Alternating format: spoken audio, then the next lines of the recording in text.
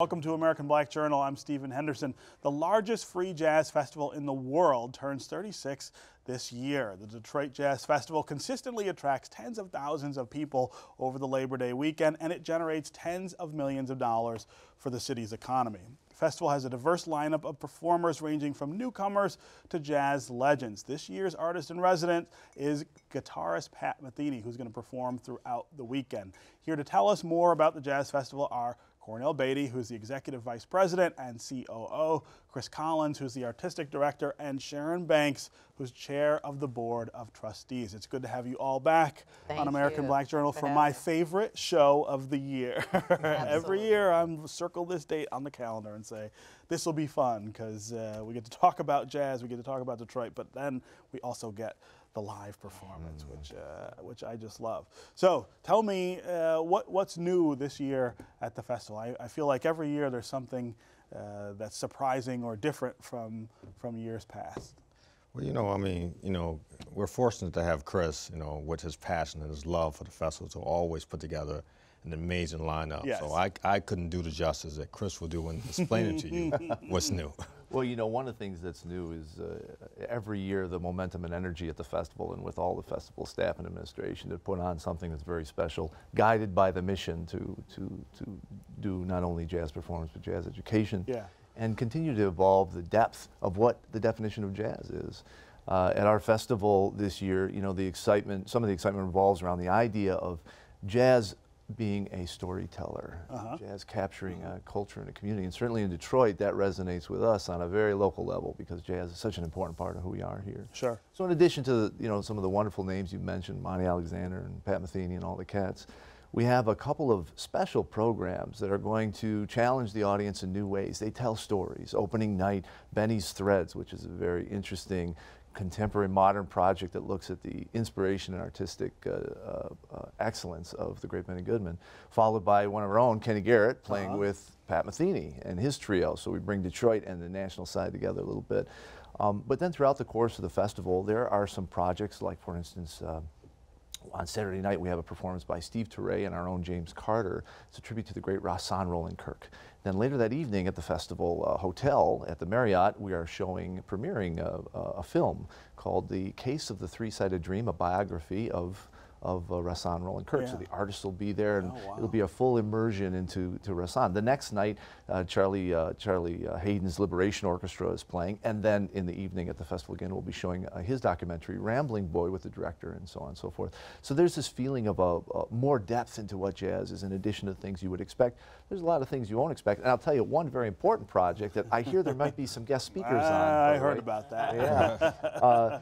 Few people know that Vivaldi wrote sonnets to his Four Seasons, this great classical violin solo with orchestra. We're recreating it with jazz clarinetist Eddie Daniels, a 23-piece string orchestra from Detroit here, and new narration written by Douglas Preston, but narrated by a couple of wonderful Detroiters who will tie in the music and the jazz and the classical side of this wonderful piece to the rebirth, the renaissance of our great city. So you can imagine we've even flipped the seasons around. So we're ending with spring, which I think we all believe we're in here. Well, sort of, right?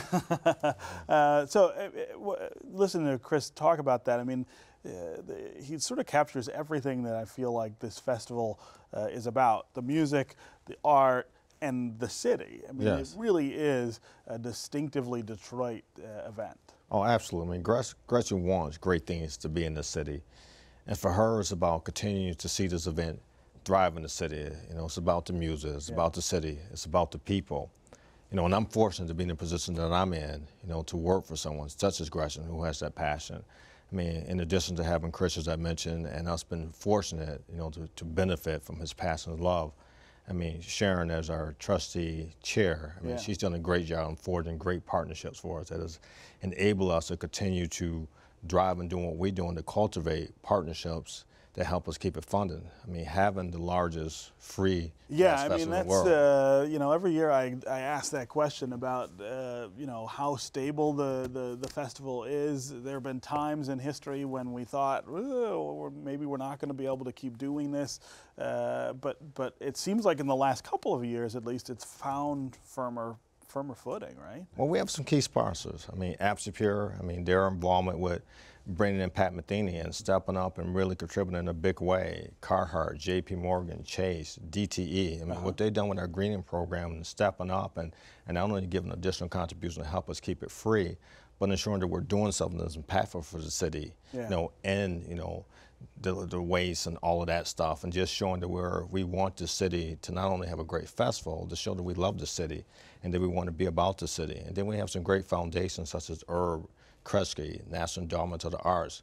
I mean, their funding help us not only do what we do for the festival, but it also helps us with our year-round initiatives that we do as far as education and things along that line. Yeah. Sharon, I talked a little about those lean years where we were all very worried about what the festival's future might be. How did you guys turn that corner, though? How did the board lead through that to where we are now? Well, we certainly have great leadership with Gretchen Valade, who is our benefactor, the philanthropist who decided this must be continuing in the city. Free for people. That's the she's thing. Always very adamant. Yeah. And in those lean years, there were discussions on, do we charge? Do we have as many days?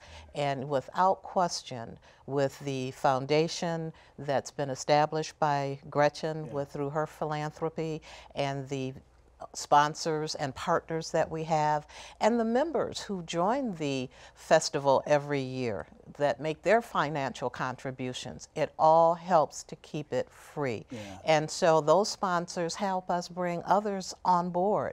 And it just is in a place now that we're very proud to be able to say we have supporters for as little as $50 up to our $1 million plus sponsors every year. And we're very proud of that because there's a price point that begins free and then goes all the way up to allow people to be a part of what this is all about. Sure.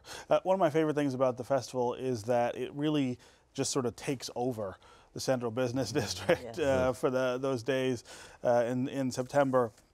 That feels different now than it did 5 or 10 years ago because of what's going on in Detroit. This sort of dovetails with the whatever you want to call it, the rebirth, the new energy that we have downtown, and the city just shines for those days. Well, 5 years ago, we set out to raise the profile of the festival. And in doing that, we found some great partnerships like Quick and Loan, who does our opening night as far as giving a major contribution to that. And so it's really stepped up. It's on their front porch, too, right? Absolutely. And so, building our profile and getting those more major partnerships to highlight our integration with the city and being up Woodward and in campus marches and helping the city come alive. I mean, that definitely, shows that it's really about the city. Right. That it's about the people. It's about that integration.